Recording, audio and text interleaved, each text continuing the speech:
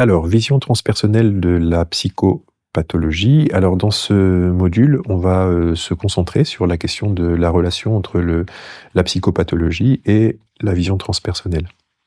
On pourrait dire des deux côtés, hein, comment est-ce que le transpersonnel regarde on pourrait dire les entités psychopathologiques classiques, hein. Par exemple, comment est-ce que quel regard porte le transpersonnel sur les névroses, sur les borderline ou les troubles limites, quel regard le transpersonnel porte sur la psychose, et d'un autre côté, et sur les troubles aussi, hein, liés par exemple le regard transpersonnel sur la dépression, sur les troubles anxieux, sur la psychopathologie de manière générale. Et aussi, quels sont les troubles psychopathologiques qui sont de nature transpersonnelle.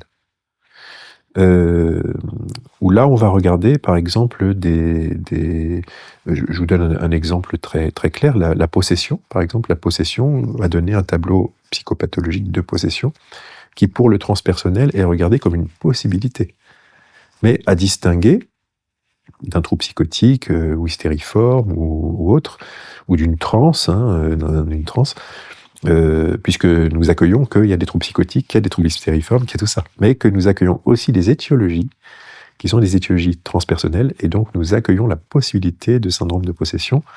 Simplement, comment on discrimine ça d'un autre, comment aussi on discrimine ce qu'on appelle une urgence spirituelle d'un délire aigu, par exemple un trouble psychotique aigu.